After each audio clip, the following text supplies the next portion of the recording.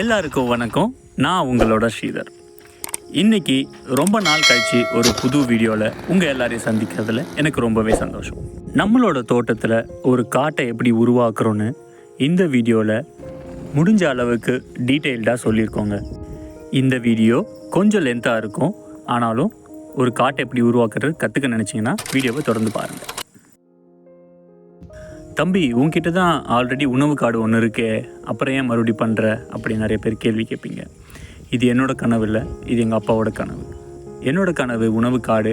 அதில் மாடு, மனுஷன், பறவை, பாம்பு, பல்லின்னு எல்லாத்துக்குமே உணவு கிடைக்கணும்னு ஆசைப்பட்டு நான் வடிவமைச்சு பண்ணேன். ஆனால் என்னோடய அப்பாவோட ஆசை ஒரு நிலத்தில் தேக்கு மரம், சந்தனம், மகோகனி, செஞ்சந்தனம் அந்த மாதிரி ஹை வேல்யூவான ட்ரீஸை வச்சுட்டு ஃப்யூச்சரை சேஃப்டி பண்ணணும் அப்படின்னு எங்கள் அப்பா ரொம்பவே ஆசைப்பட்டார். இந்த வாழ்க்கை முறைக்கு வந்ததுக்கப்புறம் தினமும் நிறைய புது விஷயங்களை நம்ம கற்றுக்குறோம். அதில் ஒரு புது விஷயம் இப்போ நான் பண்ணிகிட்ருக்கிறது. நம்ம பேப்பரில் ஈஸியாக ஒரு ஸ்கொயரோ, ஒரு ரைட் ஆங்கிளோ, ஒரு ட்ரையாங்கிளோ நம்ம போட்டுடலாம். ஆனால் அதே ஸ்கொயரை நம்ம நிலத்தில் கொண்டு வர்றது எப்படி அப்படின்னு நிறைய பேருக்கு தெரியாது. இது இன்ஜினியரிங் படிக்கும்போது சொல்லி தருவாங்க. ஒரு ஸ்கொயருக்கு ரொம்ப ஈஸியான ஃபார்முலா ஒன்று இருக்குது, பித்தகோரஸ் தியரம். அதுதான் நான் இப்போ ஃபாலோ பண்ண போகிறேன்.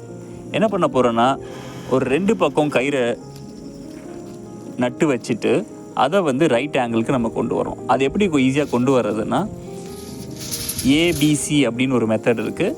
5, 4, 3 இதுதான் ஃபார்முலா. ஒரு பக்கம் 5 அடி, ஒரு பக்கம் 3 அடி, ஒரு பக்கம் 4 அடி. அது மாதிரி ஒரு ட்ரையாங்கிள் நம்ம ஃபார்ம் பண்ணோன்னா அது ரைட் ஆங்கிள் ட்ரையாங்கிளாக நமக்கு வந்துடும். ஸோ இதே போல் 3 சைடும் நம்ம பண்ணிட்டோம்னா 4வது சைடு கரெக்டாக நமக்கு செட் ஆகிடும். கரெக்டான ஸ்கொயர் நமக்கு கிடச்சிருங்க. ஸோ இந்த ஃபார்முலா வச்சு தான் மோஸ்ட் ஆஃப் த டைம் ஈஸியாக ஸ்கொயரை கிரவுண்டில் வரைவாங்க. இந்த மெத்தட் ஃபாலோ பண்ணும்போது முடிஞ்ச அளவுக்கு அக்யூரேட்டாக இருக்கணுங்க. கொஞ்சம் தவறாக இருந்துச்சுன்னா கூட 100 அடிக்கு அந்த பக்கம் பார்க்கும்போது நம்மளோட ஸ்கொயர் கொஞ்சம் கோணலாக போயிடும். ஒரு 4 அடி 5 அடி டிஃப்ரென்ஸ் வந்துடுங்க. ஸோ அதனால் இந்த 3 அடி 5 அடி 4 அடி அதை கரெக்டாக எக்ஸாக்டாக மெஷர் பண்ணி நம்ம வச்சுட்டோன்னா ஸ்கொயர் நமக்கு ஈஸியாகவே நல்லபடியாக வந்துடும்.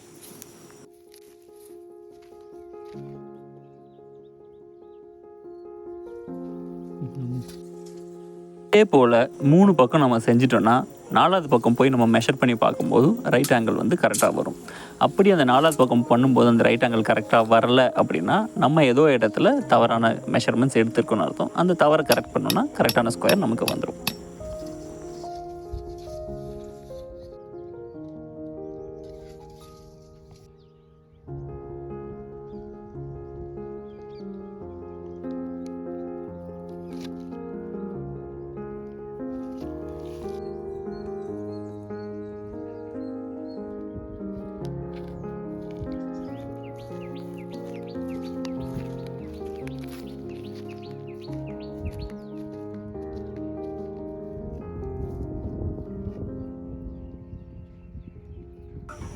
இந்த விஷயத்தை தனியாக பண்ணுறது கொஞ்சம் கஷ்டமாக இருக்கும். அதனால் கூட ஒரு ஆள் இருந்துச்சுன்னா கொஞ்சம் ஈஸியாக பண்ணிடலாம். ரனாட்டா என்னோடய ஹெல்ப்புக்காக வந்திருந்தாங்க. வெயில் ரொம்ப ஜாஸ்தியாக இருந்ததுனால ரொம்ப நேரம் அவங்களால இருக்க முடியல. கொஞ்சம் நேரம் இருந்துட்டு அந்த மெஷர் பண்ணுற வரைக்கும் இருந்தாங்க. அதுக்கப்புறம் நான் பாயிண்ட் எல்லாமே மார்க் பண்ணிவிட்டு நான் என்னோடய வேலையை குழி நோண்ட ஆரம்பிச்சிட்டேன். ஸோ இதுதான் நாங்கள் பண்ணுற ஃபஸ்ட்டு குழி. இது மண் கொஞ்சம் தான் ஈரமாக இருந்துச்சு. மண் எவ்வளோக்கு எவ்வளோ ஈரமாக இருக்கோ அவ்வளோக்கு அவ்வளோ நம்ம அழகாக குழி எடுக்க முடியும். கொஞ்சம் காஞ்சி இருந்துச்சுன்னா குழி எடுக்கிறது ரொம்ப கஷ்டமாக இருக்கும். ஸோ ஃபஸ்ட்டு குழி எடுத்ததுக்கப்புறம் தான் இந்த மண்ணோட ஈரப்பதம் இன்னும் அதிகமாக இருந்தால் தான் நமக்கு ஹெல்ப்ஃபுல்லாக இருக்கும்னு தோணுச்சு. ஸோ அதனால் நிலத்தில் தண்ணி பாய்ச்சிட்டோ இல்லைனா மழை பெஞ்சதுக்கப்புறம் இந்த குழி எடுக்கிற வேலையை நம்ம பண்ணோன்னா ரொம்ப ஈஸியாக இருக்கும் நமக்கு. நான் இந்த வேலைகளை ஏப்ரல் மாதமே ஸ்டார்ட் பண்ணிட்டேன். அப்போ வெயில் ரொம்ப ஜாஸ்தியாக இருந்ததுனால நிலத்தில் அந்த அளவுக்கு ஈரப்பதம் இல்லை. சரி, இப்போ என்ன பண்ணலாம் அப்படின்னு யோசித்தப்போ 1 மாதம் 2 மாதம் வெயிட் பண்ணலாம் மழைக்காக, இல்லைனா தண்ணி பாய்ச்சி நம்ம வேலையை பார்க்கலாம். ஆனால் கிணத்துல என்கிட்ட அந்த அளவுக்கு தண்ணி இல்லாத காரணத்தினால என்னால் அந்த 1 ஏக்கர் ஃபுல்லாக தண்ணி பாய்ச்ச முடியல. ஸோ வேறு என்ன பண்ணலாம் அப்படின்னா, ஒரு ட்ரம்மில் தண்ணி எடுத்து வச்சுட்டு அதை அந்த குழி எடுக்க வேண்டிய இடத்துல போட்டு ஒரு 4-5 வாட்டி ஊற்றி ஊற வச்சுட்டு அதுக்கப்புறமா நம்ம குழி எடுத்தோன்னா கொஞ்சம் ஈஸியாக எடுக்கலாம் அப்படின்னு அந்த ஐடியாவை ஃபாலோ பண்ண ஆரம்பிச்சிட்டேன். நம்ம குச்சி நட்டு கயிறு கட்டின இடத்துல எல்லாமே 9 அடிக்கு ஒரு மார்க்கிங் போட்டு அங்கே சுண்ணாம்பு தூளை தூவி விட்டாச்சு. ஸோ அதுதான் குழி நான் எடுக்க வேண்டிய ஒரு இடம். அந்த சுண்ணாம்பு இருக்கிற இடத்துல சுற்றி கொஞ்சமாக ஜெக்கில் இருந்து தண்ணி ஊற்றிட்டு வந்துடுவோம். இந்த தண்ணி ஊற்றுறது வந்து 10 நிமிஷத்துக்கு ஒரு வாட்டி மறுபடியும் ஒரு 4-5 வாட்டி நம்ம ஊற்றினோன்னா தண்ணி ரொம்ப நல்லாவே உள்ளே ஊறிடும். அதுக்கப்புறமா குழி எடுக்கிறது கொஞ்சம் ஈஸியாக இருக்கும். இதுக்கப்புறம் குழி எடுக்கும்போது உங்களுக்கு பார்த்தீங்கன்னா டிஃப்ரென்ஸ் தெரியும். ஃபஸ்ட் டைம் எடுக்கும்போதும் செகண்ட் டைம் எடுக்கும்போதும் குழி எவ்வளோ வேகமாக ஈஸியாகவும் எடுக்க முடிஞ்சுது டிஃப்ரென்ஸ் பார்த்தாலே உங்களுக்கு தெரியும்.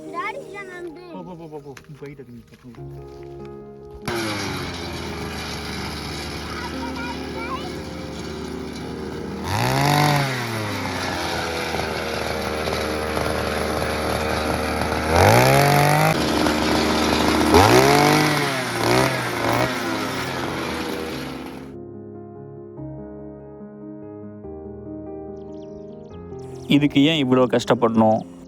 மழை வந்ததுக்கப்புறம் மார்க் பண்ணிவிட்டு எடுத்துருந்தால் ஈஸியாக இருக்கும். ஆனால் இந்த மரம் நடுற வேலையை கொஞ்சம் சீக்கிரமாக செய்யணும்னு நான் ஆசைப்பட்டேன். ஏன்னா எங்கள் அப்பாவோட ஆசைன்றதுனால அதை நிறைவேற்ற வேண்டிய கட்டாயத்தில் இருந்தேன். அப்பாவுக்கு கொஞ்சம் உடல்நிலை சரியில்லாமல் இருந்துச்சு. சரி, அவர் இருக்கும்போதே நம்ம நட்டுட்டு அவரை கொண்டு வந்து காட்டணும்னு எனக்கு ரொம்ப ஆசையாக இருந்துச்சு. அந்த ஒரு விஷயத்தினால முடிஞ்ச அளவுக்கு அதை சீக்கிரமாக செய்ய பார்த்தோம். மரம் நடுறதுக்கு முக்கியமான ஒரு விஷயம் தண்ணி தேவைங்க. நிறைய இடத்துல நான் பார்த்துருக்கேன், இந்த மரம் வறட்சியை தாங்கி வளரும், இந்த செடியை வறட்சியை தாங்கி வளரும் அப்படின்னு சொல்லும்போதெல்லாம் நான் வந்து தவறுதலான ஒரு புரிதலில் இருந்தேன். வறட்சியை தாங்கி வளரும்னா தண்ணியே இல்லாமல் வளரும் அப்படின்னு நினச்சி நிறைய முறை வந்து மரத்தை கொண்டு வந்து வச்சு நிறைய மரங்களை சாகடிச்சிருக்கேன். வறட்சியை தாங்கி வளரும் அப்படின்னா தண்ணி ரொம்ப இல்லாத பத்திலையும் அது வந்து வளர்கிறதுக்கு வாய்ப்பு இருக்குது. ஆனால் தண்ணியே இல்லாமல் வளரும் அப்படின்னு எந்த மரமும் கிடையாது. அது கொஞ்சமாக ஒரு 2 வருஷம் 3 வருஷமாக வரைக்குமாவது அது வளர்கிறதுக்கான தண்ணியை நம்ம கட்டாயமாக கொடுத்தாகணும். ஸோ அந்த ஒரு விஷயம் எனக்கு வந்து அனுபவத்தில் தெரிஞ்சுது. புதுசாக வந்து நம்ம ஃபுட் ஃபாரஸ்ட் வைக்க வரவங்க இந்த மாதிரி மரங்கள் வைக்கும்போது கரெக்டான கிளைமேட்டுக்கும் டெம்பரேச்சருக்கும் பார்த்து வச்சுட்டு அதுக்கு தண்ணி பாய்ச்சுற மாதிரி நம்ம வச்சோம்னா அந்த மரங்கள் ஒரு 80% நம்ம காப்பாற்றலாம். அப்படி இல்லை, நான் வந்து மழையை நம்பியே வைக்கிறேன் அப்படின்னா ஒரு 30-40% மரங்களை நம்ம வந்து காப்பாற்றுறது ரொம்ப கஷ்டமாக இருக்கும். போன முறை நான் ஃபுட் ஃபாரஸ்ட் செய்யும்போது அதில் ரெயின் வாட்டர் இரிகேஷன் போட்டிருந்தேங்க. அப்போது வேறு எதுவுமே இல்லை, அதனால் ஈஸியாக எனக்கு வந்து மரத்துக்கு தண்ணி பாய்ச்சதுக்கு வசதியாக இருந்துச்சு. அதுக்கப்புறம் நம்ம தோட்டம், காய்கறி தோட்டம், வீட்டுக்கு தண்ணி, இந்த மாதிரி விஷயங்கள் இருக்கும்போது என்னால் தோட்டத்துக்கு மரத்துக்கும் தண்ணி பாய்ச்ச முடியாமல் போச்சு. அந்த 10 நிமிஷம் 20 நிமிஷம் மோட்டர் ஓடும்போது மரத்துக்கு தண்ணி பற்றலை. ஸோ அதனால் இந்த வாட்டி அதை மாற்றி அமைக்கிறதுக்காக இந்த முறை ட்ரிப் இரிகேஷன் ட்ரை பண்ணுறோம். அதே போல் என்னோடய மோட்டர் 10 நிமிஷம் 20 நிமிஷம் தான் ஓடும். அதில் ட்ரிப் வந்து எல்லா செடிக்கும் போய் பாயுமானா அதுக்குள்ளே பாயறதுக்கு கொஞ்சம் கஷ்டமாக இருக்கும். அதனால் இந்த வாட்டி என்ன பிளான் பண்ணியிருக்கோன்னா, ஒரு 2000 லிட்டர் டேங்கை வச்சுட்டு அந்த டேங்க்கில் அந்த 10 நிமிஷத்தில் தண்ணியை ஃபுல் பண்ணிவிட்டு அந்த 2000 லிட்டர் டேங்க்கில் இருக்க தண்ணி சொட்டு சொட்டாக ஒரு 1 மணி நேரமோ 1.5 மணி நேரமோ செடிங்களுக்கு போய் பாயிற மாதிரி நம்ம பிளான் பண்ணியிருக்கோங்க. இந்த தோட்டத்தில் ஒரு 400 மரங்கள் வரைக்கும் வைக்க முடியும். நம்ம கிட்ட இருக்கிற டேங்க்லேருந்து தண்ணி ஒரு 3/4 மணி நேரம் 1 மணி நேரம் வரைக்கும் சொட்டு சொட்டாக எல்லா செடிகளுக்கும் போகிற மாதிரி பிளான் பண்ணியிருக்கோம். 2 இன்ச் பைப்பை மெயின் லைனாக போட்டிருக்கோம். டேங்க்லேருந்து அந்த பக்கம் வரப்புக்கு கிட்டத்தட்ட ஒரு 200 அடி டிஃப்ரென்ஸ் இருக்குங்க. ஸோ அதுக்காக ஒரு 10 பைப்பு நம்ம அங்கே செட் பண்ணுறோம். இந்த ட்ரிப் இரிகேஷன் செட்டப் வந்து ரொம்பவே சிம்பிளாக இருக்கணும்னு எதிர்பார்த்தாங்க. அதனால கழனியோட சென்டரில் ஒரு லைனை போட்டுட்டு ஒரு எண்டில் டேங்கை வச்சுட்டு அடுத்த எண்டு வரைக்கும் பைப்பு கொண்டு போயிட்டு நேராக ஒரு மெயின் லைன் பண்ணியாச்சுங்க. அதுக்கப்புறம் அதிலிருந்து லேட்ரல் எடுத்து 2 பக்கமும் 90 அடிக்கு லேட்ரலில் போட்டு அதில் ட்ரிப்பர் செட் பண்ணி எல்லா செடிகளுக்கும் தண்ணி பாய்ச்சுற மாதிரி செட் பண்ணி போகிறோம். எதிர்பார்க்காத மாதிரி திடீர்னு ஒரு மழை வந்துருச்சு. அந்த மழையில் எடுத்த குழி எல்லாமே கொஞ்சமாக மூடிடுச்சுங்க. ஸோ அந்த எடுத்த குழிங்களை மறுபடியும் சரி பண்ணுறதுக்காக மறுபடியும் மிஷினை ஆன் பண்ணி அந்த குழிகளிலிருந்து எல்லா குழிகளையும் மறுபடியும் எடுக்க வேண்டியதாக போச்சு. இதே போல் நான் 3 வாட்டி குழிகள் எடுத்திருக்கேன். ஏன்னா எதிர்பார்க்காம மழை வந்து ஏப்ரல் மாதத்துலையும் மே மாதத்துலையும் திடீர்னு வந்ததுனால, பெருமழையாக வந்ததுனால அந்த குழிகள் எல்லாமே தவறுதலாக மூடி போயிடுச்சுங்க.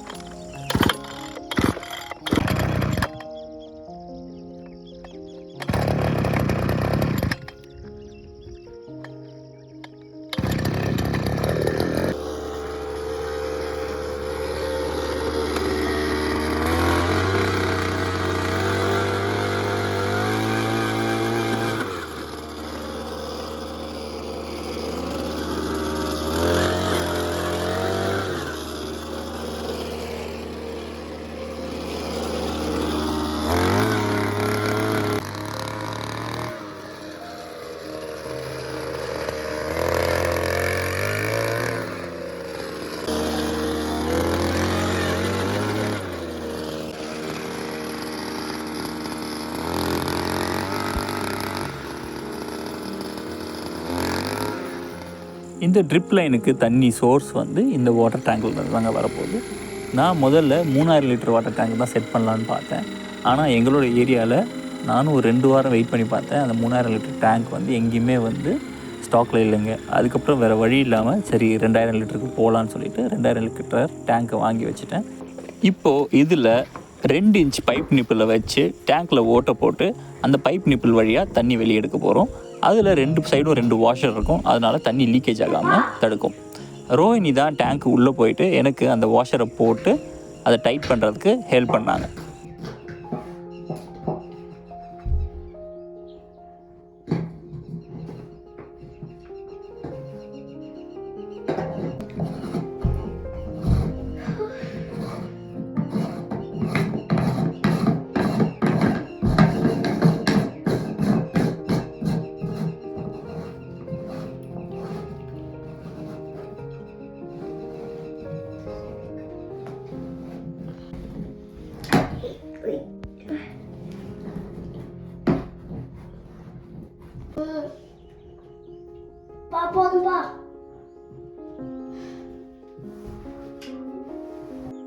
அதுக்கப்புறமா இப்போ மோட்டர்லேருந்து அந்த டேங்க்குக்கு தண்ணி கனெக்ஷன் கொடுங்கனாங்க.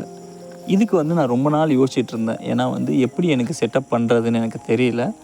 இது எல்லாத்தையுமே மாற்றிட்டு புதுசாக எல்லா பைப்பும் போட்டு மறுபடியும் ஒரு மதரை வச்சு அதுலேருந்து கொடுக்கலாமா அப்படின்னு யோசித்து ரொம்ப நாள் வேஸ்ட்டாக போச்சுங்க. அதுக்கப்புறம் ப்ராப்ளம் பக்கத்துலேயே போய் உட்காந்து யோசிக்கலாம் அப்படின்னு சொல்லிட்டு பக்கத்தில் போய் என்ன பண்ணலாம் அப்படின்னு யோசிச்சப்போ சிம்பிளாக ஒரு GITயை வாங்கி அங்கே இருந்த இடத்துலையே கனெக்ட் பண்ணிவிட்டு அதிலிருந்து நம்ம அவுட்லெட் எடுத்து நம்ம ஒரு பால் வால்வ் வச்சிட்டோம்னா நமக்கு தேவையானப்போ திறந்துக்கலாம், தேவையில்லைன்னா மூடி வச்சிடலாம். அப்படின்றதுனால அந்த சிம்பிள் செட்டப்புக்கு போகலான்ட்டு ஈஸியாக அந்த ஃபாலோ பண்ண ஆரம்பிச்சிட்டாங்க. இதுக்கு வந்து ஒரு GIT, அதுக்கப்புறம் அதில் ஒரு எண்டு கேப்பு, அந்த GITக்கும் அந்த பால் வால்வுக்கும் கனெக்ட் பண்ணுறதுக்கு ஒரு நிப்பிள், அந்த பால் வால்வ்லேருந்து HDPA பைப்பை கனெக்ட் பண்ணுறதுக்கு 2 ஃப்ளாஞ்சு, அது கூடவே வந்து ஒரு காலர் ஹோஸ் வாங்கிட்டு நம்ம அதை ஃபிட் பண்ணிட்டோன்னா இந்த பால் வால்வ்லேருந்து HDPE பைப்புக்கு நம்ம கனெக்ட் பண்ணிடலாம். அந்த HDPE பைப்போட அடுத்த எண்டை எடுத்து நம்ம டேங்க்கில் 2 இன்ச் நிப்பிளில் அதை போய் கனெக்ட் பண்ணிடணும். இந்த செட்டப்பை எனக்கு முதல்ல செய்ய தெரியல, எப்படி பண்ணுறதுன்னு தெரியல. இதை எப்படி பண்ணுறது அப்படின்னு பயந்து அப்படியே ஒரு 2 வருஷம் ஓடி போச்சுங்க. ஸோ நம்மளுக்கு ஒரு பிரச்சனை வரும்போது அந்த பிரச்சனை பக்கத்தில் போனோன்னா அதுக்கான சொல்யூஷன் சீக்கிரமாக கிடைச்சிரும். அதை விட்டுட்டு அதை நம்ம தள்ளி வச்சோன்னா அதுக்கு பிரச்சனை சீக்கிரமாக கிடைக்காது. அதை நம்ம தள்ளி போட்டுகிட்டே போவோம். இதுவும் ஒரு பாடம் எனக்கு.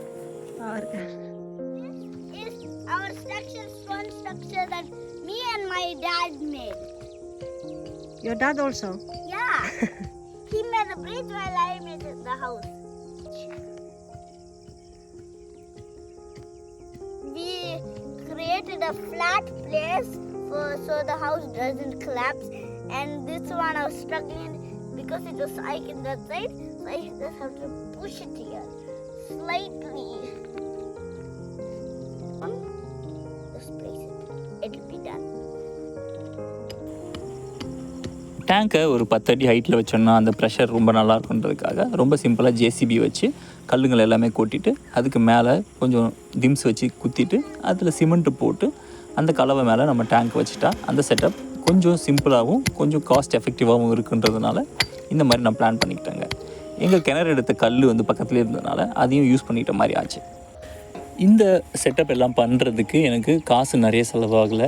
ஏன்னா ட்ரிப் இரிகேஷன் பைப் வந்து என்னோடய ஃப்ரெண்டோட ஃபார்ம்லேருந்து எடுத்துகிட்டு வந்துட்டேன். அவர் யூஸ் பண்ணாமல் ரொம்ப நாள் வச்சுருந்து அந்த ஃபார்ம் யாரோ எரிச்சிட்டாங்க. அதனால் பைப் எல்லாமே வேஸ்ட்டாக தான் இருக்குது அப்படின்னு சொல்லியிருந்ததுனால அவர்கிட்டருந்து பைப் வாங்கிக்கிட்டேன். இந்த நடுவில் போட்ட சென்ட்ரல் மெயின் பைப் வந்து வேறு ஃபுட் ஃபாரஸ்ட்டுக்காக முன்னாடி ஒரு 2-3 வருஷத்துக்கு முன்னாடி வாங்கிட்டு வந்திருந்த பைப்பில் மீதி இருந்த பைப்பு அதை எடுத்து அதுக்கு போட்டாச்சு. இந்த டேங்க்கு மட்டும் இப்போ கொஞ்சம் காசு கொடுத்து வாங்கிட்டு வந்திருக்கேன். மற்றபடியாக இந்த JCB வச்சு பண்ண செலவு, அதுக்கப்புறம் சிமெண்ட் வாங்கின செலவு தாங்க. வேலை நம்மளே செஞ்சனால ஆள் கூலி சுத்தமாக இல்லை. என்னோட அம்மாவும் இந்த வேலைக்கு ரொம்பவே ஹெல்ப் பண்ணாங்க.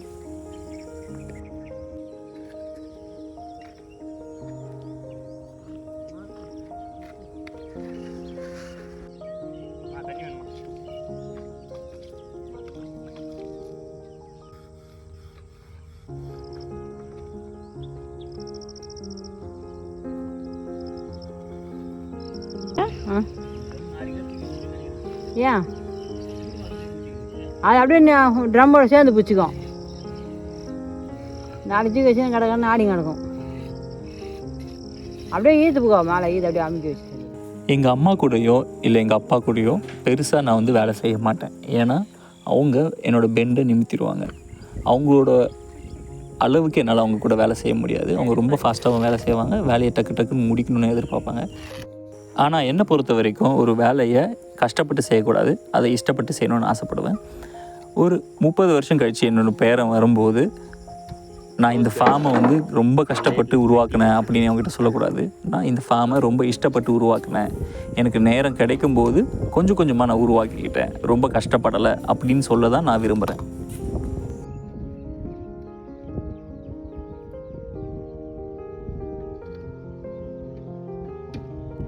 அடுத்தபடியாக எனக்கு சவாலாக இருந்தது இந்த பைப்பெல்லாம் கனெக்ட் பண்ணுறது தாங்க. ஏன்னா ஒரே நேர்கோட்டில் இருந்துச்சுன்னா பைப்பை டக்கு டக்குன்னு கனெக்ட் பண்ணிட்டு போயிடலாம். ஒரு பெண்டு, அதுக்கப்புறம் வந்து எல்போ, அது எல்லாமே போட்டு கனெக்ட் பண்ணுறது கொஞ்சம் கஷ்டமாக இருக்கும். எல்லாமே வந்து கரெக்டாக 90 டிகிரியில் வச்சு நம்ம ஃபிட் பண்ணால் மட்டும்தான் அழகாக ஸ்ட்ரைட்டாக வரும். இல்லைனா கொஞ்சம் கோணல் மானலாக இருக்கும். எனக்கு அந்த பழக்கம் இல்லாததுனால இது எப்படி பண்ணுறதுன்னு நிறைய நாள் அவாய்ட் பண்ணிகிட்டு இருந்தேன். அதுக்கப்புறம் இதை வந்து ரொம்ப ஈஸியாகவே பண்ணலாம். அந்த ஃபிட்டிங்ஸ் வந்து எவ்வளோ மெஷர்மெண்ட் இருக்குது அந்த பைப்பு, அதை கரெக்டாக மெஷர் பண்ணி அதை கரெக்டாக கட் பண்ணி நம்ம அழகாக சொருவிட்டோம்னா ஈஸியாக முடிஞ்சிடும் வேலை. அந்த மெஷர்மெண்ட் நம்ம தப்பு பண்ணோம்னா தான் பைப்போட லென்த்து, அதோட இருக்க வேண்டிய இடம் எல்லாமே மாறி கொஞ்சம் வித்தியாசமாக இருக்கும். ஆனால் இப்போது எனக்கு வித்தியாசமாக இருந்தால் அது பெரிய பிரச்சனை கிடையாது. இது தவறு பண்ணி நம்ம கற்றுக்கலாம். ஆனால் நம்ம இது எனக்கு தெரியாதுன்னு உட்காந்துருந்தோன்னா கடைசி வரைக்கும் நம்ம எதுவுமே கற்றுக்க முடியாது. அதனால் இந்த வாட்டி கொஞ்சம் இறங்கி இதை வேலையெல்லாமே நம்ம யூடியூப்பை பார்த்து கூட அதை எப்படி செட் பண்ணுறாங்க அப்படின்னு நிறைய ப்ளம்பிங் சேனல்ஸ் எல்லாமே பார்த்து கொஞ்சம் எனக்கு நிறையவே ஹெல்ப்ஃபுல்லாக இருந்துச்சுங்க. ப்ளம்பிங் புதுசாக பண்ண போகிறவங்களுக்கு ஒரு இன்ஃபர்மேஷன் சொல்கிறேங்க. இப்போ பொதுவாக வந்து பைப் ஜாயின் பண்ணும்போது எல்போ, பெண்டுன்னு 2 விஷயம் இருக்குது. எல்போ வந்து நமக்கு வந்து 90 டிகிரி ரொம்ப ஷார்ட் இடத்துல கொடுத்துரும். பெண்டு வந்து கொஞ்சம் லாங் இடமா வரும். நம்ம பெண்டு போட்டோன்னா தண்ணி ஃபோர்ஸ் வந்து நல்லாயிருக்கும், எல்போ போட்டோன்னா ஃபோர்ஸ் வந்து ரொம்ப கம்மியாகுங்க. அதுதான் டிஃப்ரென்ஸு. அதே போல் நம்ம 90 டிகிரியில் தான் ஒரு பைப்பை ஜாயின் பண்ணணுன்னு கிடையாது. 60 டிகிரி, 30 டிகிரி அந்த மாதிரி வந்து டிஃப்ரெண்ட் ஆங்கிள்ஸில் நம்மளால் பைப் வந்து ஜாயின் பண்ண முடியும். அதுக்கு வந்து டிஃப்ரெண்ட் ஆங்கிள்ஸில் ஷூஸ் இருக்குது. இந்த சினாரியோவில் நம்மளோட டேங்க்குக்கு வந்து 90 டிகிரியில் நம்மளால் பைப் வந்து ஜாயின் பண்ண முடியாது. அது வந்து ஒரு 45 டிகிரி ஆங்கிளில் தான் வந்து பைப் வரும். அந்த 45 டிகிரி பைப்பை கொண்டு வந்து நம்ம டேங்க் உள்ளே கனெக்ட் பண்ணுறது ரொம்ப கஷ்டமாக இருக்கும். அதனால் என்ன பண்ணோன்னா நம்ம 45 டிகிரி ஷூ வாங்கிட்டு அந்த 45 டிகிரி ஆங்கிளுக்கு டேங்க்லேருந்து பைப்பை வந்து ஸ்லாண்டிங்காக இறக்கி அதுக்கப்புறம் தரையில் மறுபடியும் ஒரு 45 டிகிரி ஷூவை போட்டு தரையில் ஃப்ளாட்டாக இறக்கி விட்டுட்டோங்க. இந்த மாதிரி ஷூஸ் இருக்குது, அந்த மாதிரி யூஸ் பண்ணலாம் அப்படின்ற ஐடியா எனக்கு இதுக்கு முன்னாடி தெரியாது. இந்த ஃபார்மிங்க்கு வந்ததுக்கு அப்புறம் தான் இந்த மாதிரி வந்து டிஃப்ரெண்ட் வெரைட்டிஸ் ஆஃப் கனெக்ஷன்ஸ் இருக்குது. அதை வந்து நமக்கு தேவைக்கு ஏற்ற மாதிரி நம்ம யூஸ் பண்ணிக்கலான்றது ஒரு ஹார்ட்வேர் ஸ்டோரில் இருந்து அந்த சேல்ஸ்மேன் எனக்கு சொல்லி கொடுத்தாரு. அது மூலிமா நம்ம எங்கே போனாலும் நமக்கு சொல்லித்தரதுக்கு யாரோ ஒருத்தர் இருக்காங்க. நம்ம கேட்கறது மட்டும்தான் நம்மளோட கடமை. நம்மளுக்கு கட்டாயமாக யாராவது சொல்லி தருவாங்க. அதனால் கவலைப்பட வேண்டாம். இந்த விஷயம் நமக்கு தெரியாது, இந்த விஷயம் நமக்கு தெரியும் அப்படின்னு யாருமே வந்து தன்னைத்தானே வந்து குறை சொல்லிக்க வேண்டாம். எல்லா விஷயத்தையும் எல்லாருமே கற்றுக்க முடியும். அதுக்கு கொஞ்சம் முயற்சி மட்டும் இருந்தால் போதும். அடுத்தபடியாக எனக்கு இருந்த டிஃபிகல்ட்டி என்னென்னா பைப்பை கனெக்ட் பண்ணுறதுங்க. ஸோ ஒரு வாட்டி வந்து சொல்யூஷன் தடவாமல் ஒரு வாட்டி செட் பண்ணி பார்த்துட்டு அதுக்கப்புறம் சொல்யூஷன் தடவி செட் பண்ணுவாங்க. சொல்யூஷன் தடவாமல் செட் பண்ணுறதுக்கும் சொல்யூஷன் தடவி செட் பண்ணும்போதும் அதே ஆங்கிளில் நம்ம எப்படி செட் பண்ணுறோம் அப்படின்னு நமக்கு தெரியும். அப்படின்னு எனக்கு எப்படி கரெக்டாக வைக்கிறாங்க, ஆங்கிள் மாறிடாதா, நிறைய வாட்டி நான் செட் பண்ணும்போது ஆங்கிள் மாறி போயிருக்குங்க. அதுக்கு வந்து சிம்பிளான ட்ரிக் இருக்குது. நம்ம பைப்பை வந்து சொல்யூஷன் தடவாமல் எல்லாம் கரெக்டாக செட் பண்ணிவிட்டு அந்தந்த இடத்துல வந்து மார்க்கர் வச்சு கரெக்டாக மார்க் பண்ணிடணும். 2 பைப்லேயும் படுற மாதிரி மார்க்கர் ஸ்ட்ரெயிட் லைன்ஸ் போட்டுட்டோன்னா அடுத்து சொல்யூஷன் தடவிட்டு உள்ளே சொருகும்போது கரெக்டாக அந்த ஸ்ட்ரெயிட் லைன்ஸ் அலைன் ஆகிற மாதிரி வச்சுட்டோன்னா நம்ம எந்த ஆங்கிளில் வச்சோமோ அந்த ஆங்கிள் வந்து நமக்கு பர்ஃபெக்டாக இருக்குங்க. சொல்யூஷன் தடவாதப்போ நம்ம எப்படி வேணாலும் திருப்பிக்கலாம். ஒன்ஸ் சொல்யூஷன் தடவிட்டோன்னா நமக்கு ஏற்ற மாதிரி நம்ம திருப்ப முடியாது. அதுக்காக இந்த மாதிரி லைன்ஸ் போட்டுக்கிட்டோன்னா கரெக்டான ஆங்கிளில் கரெக்டான பொசிஷனில் நம்ம வைக்கிறதுக்கு ரொம்ப யூஸ்ஃபுல்லாக இருக்கும். இந்த டிப் வந்து புதுசாக ப்ளம்பிங் பண்ண வரவங்களுக்காக நான் சொல்லணும்னு நினச்சேங்க.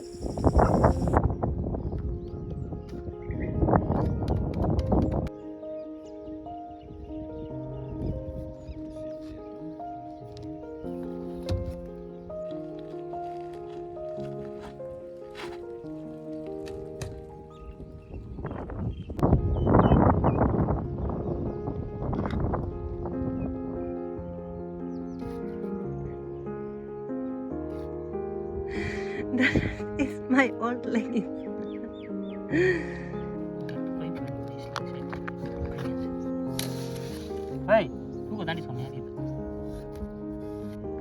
இந்த மாதிரி சின்ன சின்ன பெண்டு கனெக்ஷன் எல்லாம் நம்ம ஒரு ஆளாக பண்ணிடலாம். ஆனால் பெரிய பைப்பு 20 அடி பைப்பு வந்து கனெக்ட் பண்ணும்போது கட்டாயமாக இன்னொரு ஆள் இருக்கணும்.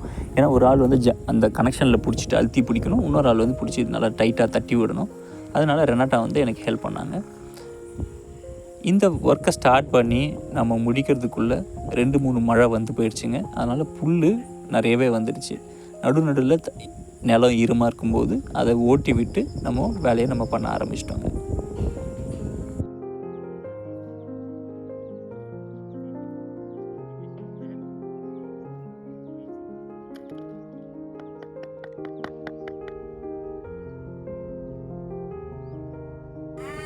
மெயின் லைன் டேங்க்லேருந்து அந்த பக்கம் வரப்பு வரைக்கும் ஸ்ட்ரெயிட்டாக போட்டுட்டு அதுக்கப்புறமா லேட்ரல் லைன் கொடுக்க ஆரம்பிச்சிட்டோம். லேட்ரல் லைன் வந்து 16 mm HDPE பைப்பு, அதை தான் கனெக்ட் பண்ணி அதில் வந்து நம்ம சின்ன சின்னதாக ஹோல்ஸ் போட்டு நம்ம செடி எங்கே இருக்கோ அந்த இடத்துக்கு நம்ம ட்ரிப்பர் சொருக போகிறோம். இந்த லேட்ரல் பைப்பு வந்து என்னோடய ஃப்ரெண்டுக்கிட்டேருந்து நான் எடுத்துகிட்டு வந்ததுனால அவர் வந்து அவரோட தோட்டத்தில் காய்கறிகளுக்காக இது வாங்கியிருந்தார். அதனால் இதில் டீஃபால்ட்டாக 2 அடிக்கு ஒரு ஓட்டை கட்டாயமாக இருக்கும். ஆனால் இது பழைய பைப்புன்றதுனால நம்மளால் கரெக்டாக செட் பண்ண முடியாது. அதனால் பைப்பை செட் பண்ணிவிட்டு அதுக்கப்புறமா எனக்கு எங்கே மரங்கள் வருதோ அங்கே ஓட்டை போட்டு நான் ட்ரிப்பரை மறுபடியும் செட் பண்ணிக்கிறேன்.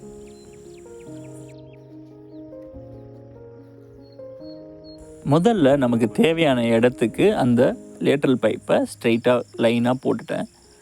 அது முடிஞ்சதுக்கு அப்புறமா அந்த பைப்பை நடுவில் இருக்கிற மெயின் லைனில் நம்ம கனெக்ட் பண்ணணும். கனெக்ட் பண்ணால் தான் நமக்கு தண்ணி வந்து ட்ரிப்பருக்கு வரும். அந்த மெயின் லைனில் எப்படி நம்ம இந்த லேட்டரில் கொண்டு போய் கனெக்ட் பண்ணணும் அப்படின்னா அதுக்கு வந்து ஒரு கனெக்டர் வந்து தனியாக விற்குதுங்க. ஸோ அந்த ஒயிட் கலர் பைப்பை ஃபஸ்ட்டு ஓட்டை போட்டு அந்த பைப்பில் அந்த ஓட்டைக்கு உள்ளே ஒரு வாஷரை போடணும். அந்த வாஷரில் அந்த கனெக்டரை சொருகணுங்க. இது வந்து கொஞ்சம் கஷ்டமான வேலையாக இருந்துச்சு. அந்த ஓட்டை போடுறதும் கொஞ்சம் கஷ்டமாக இருந்துச்சு. அதில் அந்த கனெக்டரை போடுறது இன்னும் பெரிய வேலையாக இருந்துச்சு. இதை வந்து ரொம்ப ஈஸியாக எப்படி பண்ணலாம் அப்படின்னா ஒரு குவார்ட்டர் பாட்டில் எடுத்துகிட்டு அந்த பாட்டிலுக்குள்ளே இந்த கனெக்டரை போட்டுட்டு அதை வச்சு அழுத்தணுன்னா ரொம்ப ஈஸியாக உள்ளே போயிடுச்சு. கை வலி இல்லாமல் பண்ண முடிஞ்சது. இந்த டிப்பை வந்து எனக்கு யூடியூப் சொல்லி கொடுத்துச்சுங்க.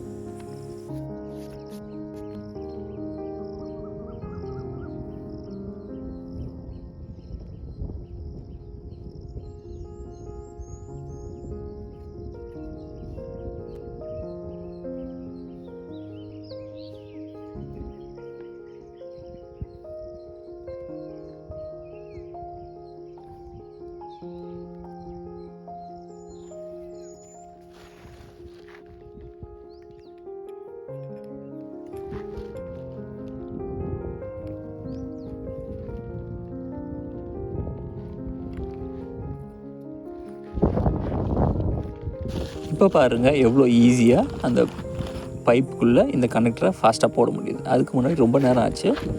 இப்போ லைட்டாக அந்த வாயில் வச்சுட்டு லைட்டாக நம்ம ஃபோர்ஸ் கொடுத்து அமுக்கணும்னா அழகாக அது உள்ளே போயிடுதுங்க. ரொம்ப சிம்பிளாகவும் இருக்குது, கைக்கு வலி இல்லாமலும் இருக்குது. ட்ரிப் இரிகேஷனை நம்ம ஸ்ட்ரைட்டாகவே மோட்டரில் கனெக்ட் பண்ணோன்னா அதில் வந்து எவ்வளோ ப்ரெஷரில் தண்ணி வருது, எவ்வளோ செடிகள் இருக்குது, அதுக்கு எவ்வளோ ப்ரெஷரில் தண்ணி போகும் அப்படின்னு நிறைய கால்குலேஷன்ஸ் பண்ண வேண்டியிருக்கும். ஆனால் இந்த மாதிரி நம்ம டேங்க்லேருந்து கம்மியான ப்ரெஷரில் தண்ணி வந்துச்சுன்னா கிராவிட்டி மூலிமா நம்ம பெரிய விஷயங்களை பற்றி கவலைப்பட வேண்டிய அவசியம் இருக்காது. நம்ம டேரெக்டாக மோட்டரில் கனெக்ட் பண்ணோம்னா அந்த ப்ரெஷர் கரெக்டாக இல்லைன்னா நிறைய இடத்துல பைப் வந்து வெடிக்கிறதுக்கும் வாய்ப்பு இருக்குது, இல்லை மோட்டர் டேமேஜ் ஆகிறதுக்கும் வாய்ப்பு இருக்குது. ஆனால் இந்த மாதிரி சின்ன சின்ன டேங்க் நம்ம அங்கங்கே வச்சுட்டோன்னா அந்த மாதிரி பிரச்சனைகள் அதை நம்ம ஈஸியாகவே தவிர்த்துடலாம். வெளியாட்களோட உதவி இல்லாமல் நம்மளோட வேலைகளை நம்மளே ஈஸியாக டிசைன் பண்ணி நம்ம செஞ்சுக்க முடியும் இந்த செட்டப்பில். முன்னாடி சொன்ன மாதிரியே நான் இந்த ட்ரிப் இரிகேஷன் செட்டப்புக்கு இந்த பைப் எல்லாமே பழைய பைப்பு தான் யூஸ் பண்ணியிருக்கேன்.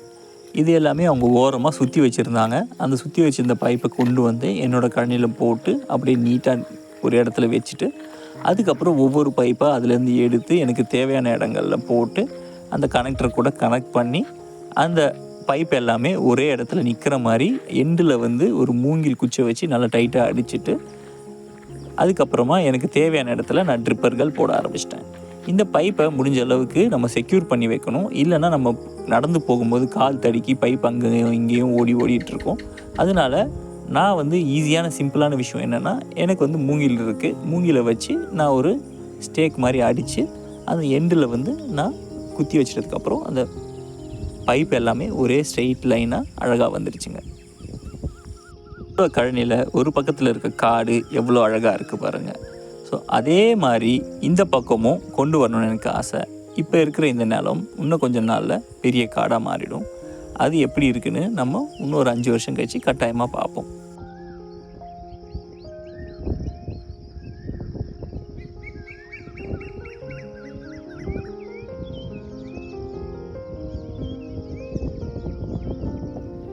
ஒரு வழியாக நம்மளோட சாப்லிங்ஸ் எல்லாமே டெலிவரி வந்துடுச்சுங்க. அதையெல்லாம் வாங்கி எடுத்து வச்சு ஒரு 2 வாரம் நம்மளோட கழனியில் வச்சுருந்து வெயில், மழை, தண்ணி, நிழல் எல்லாமே கொடுத்து அதை 2 வாரம் நம்மளோட கழனிக்கு பழக்கப்படுத்தி அதுக்கப்புறம் அதை வந்து நம்ம நடவே செய்ய ஆரம்பிச்சிட்டோங்க.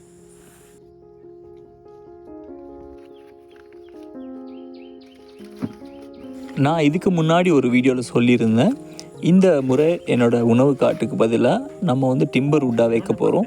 அதுக்கான மரங்கள் எல்லாமே வந்து ரெஹோபோத் அப்படின்ற ஒரு ஆர்கனைசேஷன் வந்து நமக்கு ஸ்பான்சர் பண்ணி தர போகிறாங்க அப்படின்னு சொல்லியிருந்தேன். இந்த ஆர்கனைசேஷன் வந்து கார்பன் கிரெடிட்ஸை சேல் பண்ணக்கூடிய ஒரு ஆர்கனைசேஷன். இப்போ ஒரு விவசாயியாக நான் வந்து இந்த செம்மரம் எல்லாம் வாங்கி வைக்கணுன்னா ஒரு பெரும் செலவு பண்ணி ஆகணும். வெளியில் வந்து இந்த மரங்கள் வந்து 150 ரூபா ஒரு கன்று அப்படின்னு விற்கிறாங்க. ஒரு 300 கன்று 400 கன்று வைக்கணுன்னா எவ்வளோ ஆகும்னு நீங்கள் கால்குலேட் பண்ணிக்கோங்க. அவ்வளோ செலவு பண்ணி என்னோடய கழனியில் ஒரு சின்ன விவசாயியாக, ஒரு பணம் இல்லாத விவசாயியாக நடுறது ரொம்ப கஷ்டம். அதை வந்து இவங்க ஸ்பான்சர் பண்ணி நீங்கள் நட்டுக்கோங்க, உங்களோட கார்பன் கிரெடிட்ஸை மட்டும் எனக்கு கொடுங்க, அந்த கார்பன் கிரெடிட்ஸை நான் வெளியே விற்றுக்கிறேன் அப்படின்னு சொல்லி அவங்க அந்த ஒரு பிஸ்னஸ் பிளானில் அவங்க பண்ணுறாங்க. ஹலோ.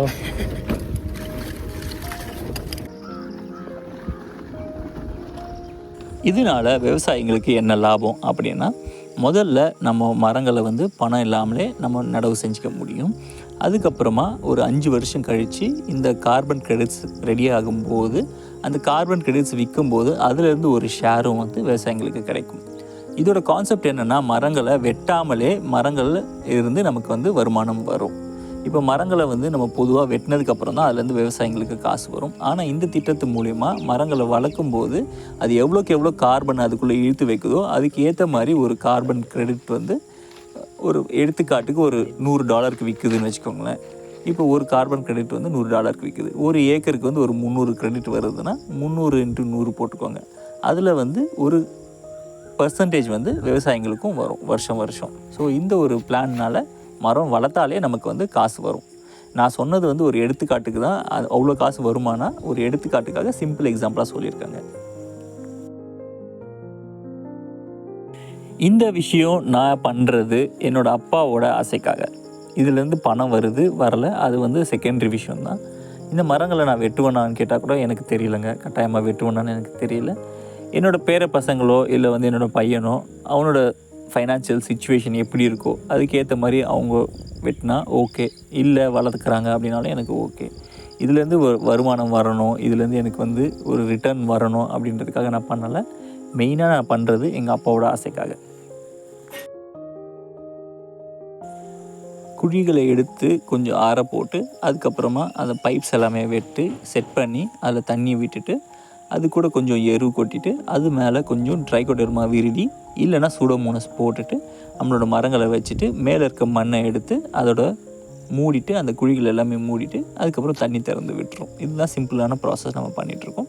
நடுவில் களை செடிகள் வந்திருக்கு, அதை முடிஞ்ச அளவுக்கு மம்முட்டி வச்சு கொத்தி எடுக்கிறோம். அப்படி இல்லைன்னா அதை நடுவில் அந்த பவர் டில்லர் வச்சு அதை ஓட்டிட்டு நம்ம செடிங்களுக்கு இடம் கொடுக்க போகிறோம்.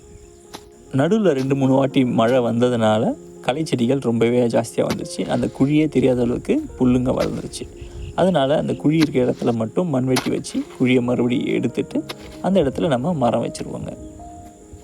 இதுக்கப்புறம் நேரம் கிடைக்கும்போது இருக்கிற களை செடிகள் எல்லாமே அதை சுற்றி களையை எடுத்துட்டு அதுக்கப்புறமா அதுக்கு மேலே மல்ச்சு போட்டு விரிச்சிட்டோன்னா அந்த மல்ச்சு இருக்கும்போது சுற்றி களைகள் வராது, செடிகள் அது சந்தோஷமாக தனியாகவே வளர ஆரம்பிச்சிடுங்க.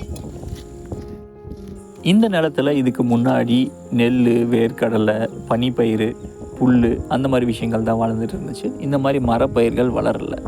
அதனால் ஒரு நிலத்தில் புதுசாக ஒரு செடியோ ஒரு மரமோ நம்ம கொண்டு வந்து வைக்கும்போது அதில் வந்து இருக்கிற பூஞ்சை காளான்கள் அந்த மரத்தையோ செடியோ வளர விடாது. நரி பிடிச்ச மாதிரி அந்த செடி அப்படியே தான் இருக்கும். ஸோ இதுக்கு என்ன பண்ணலாம் அப்படின்னா, ஒன்று சூடோமோனஸ் இல்லைன்னா ட்ரைகோடெர்மா விரிடி அப்படின்னு சொல்லிட்டு 2 வந்து பூஞ்சை கொல்லின்னு சொல்லலாம். அது வந்து இயற்கையான பூஞ்சை கொல்லி. அது வந்து நம்ம போட்டுட்டு அதுக்கப்புறம் நம்ம செடிகளை வச்சோன்னா வேர் அழுகாமல் வேர் நல்லா பரவுறதுக்கு ரொம்ப வாய்ப்பாக இருக்கும். அப்படி இல்லாமல் நம்ம வந்து வெறும் மரத்தை கொண்டு போய் டைரெக்டாக வச்சுட்டோம் அப்படின்னா என்ன ஆகும்னா, மரங்களால் அந்த பூஞ்சையோட சண்டை போட்டு பெருசாக வளர்கிறதுக்கு ரொம்ப கஷ்டப்படுங்க. ஏன்னா வந்து அந்த பூஞ்சை காளான்கள் தான் வந்து அந்த மண்ணில் ரொம்ப வருஷமாக இருந்திருக்கும். அது வந்து ஒரு பெரிய நெட்வொர்க்காக இருக்கும். ஒரு பெரிய சிலந்தி வலைன்னு வச்சுக்கோங்களேன். அந்த மாதிரி வந்து ஃபுல்லாகவே அது வந்து ஸ்ப்ரெட் ஆகிருக்கும். அது வந்து ரொம்ப பவர்ஃபுல்லாக இருக்கும். அந்த இடத்துல நம்மளால் வந்து இந்த புது மரங்களை வந்து அது வளர விடாது. அதுக்காக தான் நான் வந்து ட்ரைகோடெர்மா விரிடியோ இல்லை சூடோமோனஸோ பயன்படுத்துகிறேன். இதையும் வந்து நான் இந்த 5 வருஷத்தில் அனுபவத்தில் கற்றுக்கிட்டேன். முதல்ல வந்தது அப்புறம் ஒரு 2 தக்காளி செடியும் 2 கத்திரிக்காய் செடியை ஒரு இடத்துல புதுசாக ஒரு இடத்துல கொண்டு போய் நான் நட்டேங்க. செடி வந்து பெருசாக வளரலை, ஆனால் வந்து செத்தும் போகலை. 6 மாதத்தில் காய் காய்க்கூடிய செடி வந்து 1.5 வருஷமாக அப்படியே இருந்துச்சு கத்திரிக்காய் செடி. எனக்கு ரொம்ப ஆச்சரியமாக இருந்தது, என்ன கத்திரிக்காய் செடி இவ்வளோ நாள் அப்படியே இருக்குது அப்படின்னு சொல்லிட்டு. அதுக்கப்புறமா கடைசியாக அது ஒரே ஒரு காயை கொடுத்துட்டு அதுக்கப்புறம் அந்த செடி இறந்துருச்சுங்க. அதுக்கப்புறம் செடி ஏன் இந்த மாதிரி இருக்குது அப்படின்னு சொல்லி சுற்றி படிக்கும்போது தான் இந்த மாதிரி வந்து புதுசாக ஒரு செடியை ஒரு இடத்துல கொண்டு போய் வைக்கும்போது அந்த ஏரியாவுக்கு ஸ்பெசிஃபிக்காக இருக்கிற அந்த மைக்ரோ ஆர்கானிசம்ஸ் வந்து அதை வந்து சப்போர்ட் பண்ணாது. அதனால் வந்து அது வந்து ஒரு ஏலியன் மாதிரி பார்க்கப்படும். அதனால் வந்து அந்த ஏரியாவில் இருக்கிற அந்த பூஞ்சை காளான்களை நம்ம வந்து அழிச்சிட்டு அதில் வந்து நம்ம செடியை வச்சோன்னா செடி ஓரளவுக்கு வந்ததுக்கப்புறம் செடி வந்து அந்த பூஞ்சை காளான் கூட சண்டை போட்டு வளர்கிறதுக்கு கொஞ்சம் அதுக்கு தெம்பு கிடச்சிடும். அதுக்கப்புறம் செடி நல்லா வளரும் அப்படின்ற ஒரு விஷயத்த நான் படித்து தெரிஞ்சுக்கிட்டேங்க. அதுக்கப்புறம் நான் எப்போ செடி வச்சாலும் அது கூட வந்து சூடோமோனஸ் போட்டு நான் வைப்பேன். அதனால் செடிகள் வந்து பெருசாக பாதிப்பு இல்லாமல் நல்லாவே வளருதுங்க. இப்போ நீங்கள் பார்த்துட்ருக்கிறது எங்களோட கீஹோல் கார்டன். இதில் வந்து நம்ம வீட்டு கழிவுகளை நம்ம ஒரு ஓரமாக கொட்டி வச்சுருக்கோம். அதிலேருந்து மண் வந்து எப்படி அழகாக மாறி இருக்குன்னு பாருங்கள். இதில் இருக்க நம்ம அந்த கம்போஸ்ட்டை தான் நம்மளோட செடி வைக்கிறதுக்கு நம்ம புதுசாக வச்சுக்கிறோம். இந்த செடி கவர்லாம் அந்த மண்ணை போட்டு நிரப்பிட்டு அதில் கத்திரிக்காய், வெண்டைக்காய், சுரக்காய், பூசணிக்காய் அந்த மாதிரியான செடிகளை நம்ம இதில் நட்டு வச்சுட்டு நர்சரிக்குள்ளே வச்சுருவோம். ஒரு சைஸ் வந்ததுக்கப்புறம் அதை எடுத்துகிட்டு போய் நம்ம கிரவுண்டில் நட்டுருவோம்.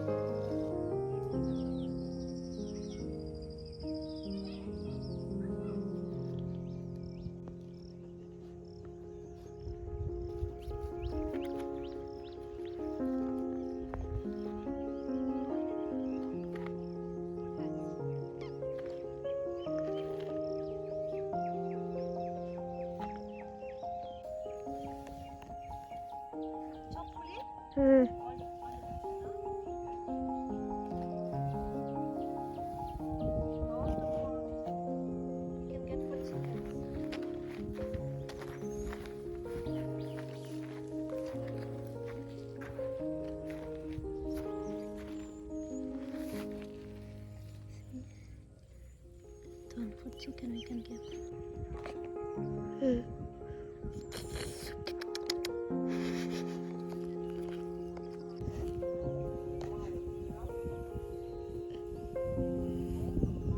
செடிகளெல்லாம் நட்டு முடித்ததுக்கப்புறம் அது மேலே வைக்கோலை வச்சு மூடாக்கு போட ஆரம்பிச்சிட்டோம். ரெனாட்டாக்கு இது ரொம்ப பிடிச்ச வேலை. வைக்கோலை கொண்டு போய் செடிங்களுக்கு மூடாக்கு போடுறது அவங்களுக்கு வந்து ஒரு என்ஜாய் பண்ணி பண்ணுற ஒரு வேலையாக இருக்குது. நான் வேண்டாம் சொன்னால் கூட இல்லை நான் கவர் பண்ணுறேன் சொல்லி எல்லாத்தையும் வந்து அவங்க ரொம்ப அக்கறையாக கவர் பண்ணிட்டு போயிட்டாங்க.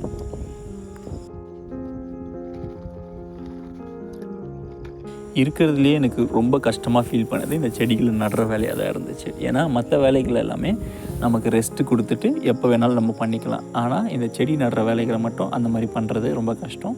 கரெக்டாக மழை பெஞ்சும் போது மண் ஈரமாக இருக்கும்போது மண் காயறதுக்குள்ளே எல்லாத்தையுமே நட்டுறணும். அதனால் ஒரே ஸ்ட்ரெச்சில் எல்லாத்தையும் பண்ணணும் அப்படின்றதுனால இது மட்டும் எனக்கு கொஞ்சம் கஷ்டமாகவே இருந்துச்சு. அதனால் ஃபேமிலியிலேருந்து எல்லாருமே வந்து ஹெல்ப் பண்ண ஆரம்பிச்சிட்டாங்க.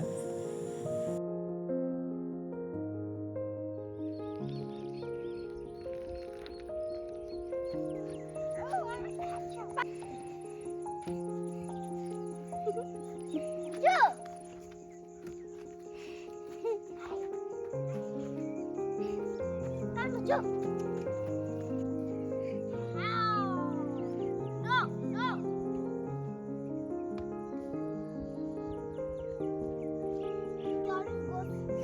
Yeah. I'm just scared.